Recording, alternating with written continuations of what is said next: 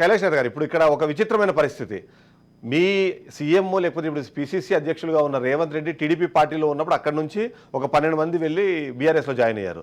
ఆయన కాంగ్రెస్ పార్టీకి రాగానే మళ్ళీ ఒక 12 మంది వెళ్ళి మళ్ళీ బీఆర్ఎస్ పార్టీలో జాయిన్ అయ్యారు. ఇవాళేమో అలా 2 పార్టీల్లో తను ఉన్నప్పుడు తన పక్కన ఉన్న నాయకులందరూ వెళ్ళి బీఆర్ఎస్లో చేరంగా చూసి దాని గురించి మాట్లాడిన వ్యక్తి ఇవాళ ఆ పార్టీ నుంచి ఓ 30 మంది ఇక్కడికి వచ్చే అవకాశం ఉంది అని మాట్లాడడం కానీ, లేకపోతే వాళ్ళు వస్తున్న వాళ్ళకి పిలిచి ఆ బొకేలు తీసుకొని మాట్లాడుతున్న పరిస్థితి కానీ, ఇవన్నీ చూస్తుంటే అంటే గతంలో వాళ్ళు చేసిన దాన్ని తప్పు అని మాట్లాడిన వ్యక్తి ఇవాళ మళ్ళీ అలాంటి దాన్ని ప్రోత్సహిస్తున్నారా అని అనుమానం వచ్చినప్పుడు దానికి ఏం సమాధానం చెప్తారు?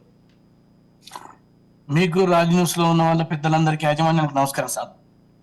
ఇప్పుడు అల్జాపూర్ సీనన్న కానీ మరొకరు కానీ మాట్లాడిన దాంట్లో అన్ని వాస్తవాలే ఉన్నాయి. కానీ నిజాలు చెప్తే ఎవరిదైనా తల 1000 ముక్కలవు కాక శాపం ఉన్నట్టు ఎవరు రాజకీయ నాయకులు నిజాలు మాట్లాడు. కానీ వాస్తవంగా జెండాను బట్టి పార్టీని ముందుకు తీసుకుపోయి కష్టకాలంలో నిలబడ్డటువంటి కార్యకర్తలకు 10 సంవత్సరాలుగా అన్యాయం జరిగిందనేది యావత్ తెలంగాణ చూసింది. సరే, తెలంగాణ రాష్ట్రం దేశవ్యాప్తంగా పార్టీ నష్టపోతున్నా, ఆంధ్రలో నష్టపోతున్నా తెలంగాణ ఇవ్వడం జరిగింది కాంగ్రెస్ పార్టీ. సరే, వాళ్ళు పేగులు దిగి మెడకేసుకున్నారా, పేగులు దిగినాయా, లేదా ఫామ్ హౌస్ నుండి పరిపాలన చేసినటువంటి అంశాలను పక్కకు పెడితే ఇవాళ ప్రస్తుత రాజకీయాల్లో పూర్తిగా మలినమైనటువంటి రాజకీయాలు మనం చూస్తూ ఉన్నాం. ఒక విద్యార్థి నాయకునిగా, ఒక బలహీన వర్గాల బిడ్డగా ఇవాళ ఉన్నటువంటి రాజకీయాల మీద ఆవేదన చెందుతున్నా. కానీ నాకు పార్టీ అడ్డం వస్తుంది. కానీ అవన్నీ విషయాలు నేను మాట్లాడలేదు. ఎందుకంటే కొన్ని విషయాలు మాట్లాడొచ్చు, కొన్ని విషయాలు మాట్లాడకూడదు. ఎందుకంటే నా పరిమితి కొంతవరకే ఉంటుంది. ఇంతకుముందు మా వేనన్న మాట్లాడు, మా సీనన్న మాట్లాడు. ఏ పార్టీ సిద్ధాంతం అండి? భారతీయ జనతా పార్టీ సిద్ధాంతం అని చెప్పేసి, స్వదేశం అని చెప్పేసి, మరొకటి అని చెప్పేసి ఏ సిద్ధాంతం ఉందండి? మొత్తం పూర్తిగా మీ సైద్ధాంతికమైనటువంటి వ్యతిరేకులను మీరు తీసుకొచ్చి టికెట్లు ఇచ్చి అది సిద్ధాంతం అంటారా? లేకపోతే లౌకిక సెక్యులర్ భావజాలం అని చెప్పుకొని, లేదా తెలంగాణ రాష్ట్రం స్వరాష్ట్రం అని చెప్పి తెలంగాణ వ్యతిరేకం ఉన్నటువంటి కొంతమందిని తీసుకొచ్చి బారాసా ఇచ్చింది కరెక్ట్ అంటారా? మరి ఏది కరెక్ట్ అంటారు ఇలా? కాబట్టి ఇది కరెక్టు అది కరెక్టు అనేది రాజకీయ పార్టీలు ఆలోచిస్తున్నాయని అనుకుంటున్న వాళ్ళకు ఇప్పుడు జరుగుతున్న పరిణామాలు స్పష్టంగా కనబడుతున్నాయి. ఇది కరెక్టు, నాదే కరెక్టు అని నువ్వున్నంతసేపు నీది కరెక్టు, నాది ఉన్నంతసేపు నాది కరెక్టు. మా బీజేపీ నుంచి చూస్తే మా సీనన్నది కరెక్టు, ఎనాలిసిస్ట్ గా కూర్చున్నటువంటి మా వేనన్న చెప్పేది కరెక్ట్ అవుతుంది. కాబట్టి ఇటువంటి మాటలు మాట్లాడే పరిస్థితులు కానీ, రాజకీయాల్లో మా వంటోళ్ళు పోటీ చేసి గెలిచి అసెంబ్లీకి పోయి చట్టాలు చేసి ఈ ప్రజల గురించి పట్టించుకునేటువంటి పరిస్థితులు ఉన్నాయా అనేటువంటిది భావన ప్రపంచానికి తెలుసు, మీకు తెలుసు, మాకు తెలుసు. ఇంకా మాట్లాడితే పొట్ట చేసుకుంటే పేగులు వచ్చి రేవంత్ రెడ్డి గారి గురించి మాట్లాడుతున్నారు. రేవంత్ రెడ్డి గారు ఒక ఆలోచనతోటి తెలంగాణలో ఉన్నటువంటి ఈ ప్రజా వ్యతిరేక పాలన మీద కొట్లాడడం కోసం వచ్చి పిసిసి అధ్యక్షులు అయినరు. ఆ సందర్భంలో పోయినటువంటి ఎమ్మెల్యేల మీద పిటిషన్లు ఇచ్చినాం, కొట్లాడినాం. కానీ ఆ రోజు ఏ సమాజం కూడా స్పందించలే.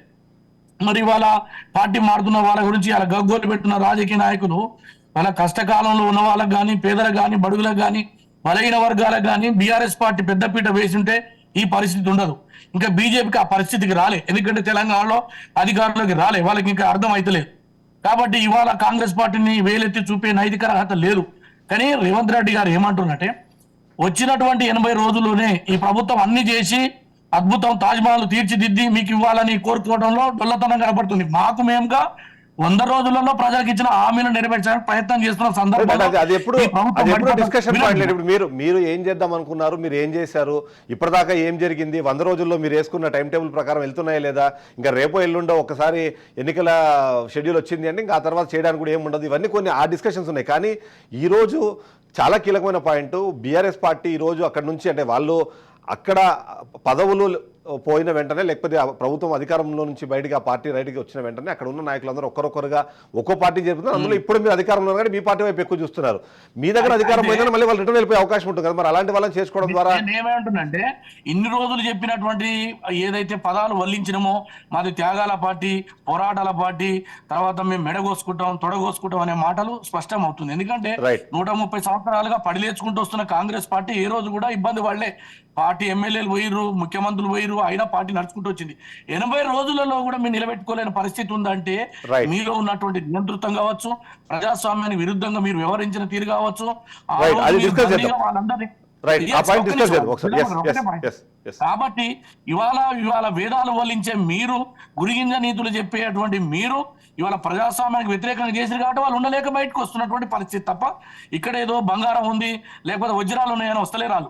Right. మీ బాధను తట్టుకోలేక రైట్ పారిపోయారు.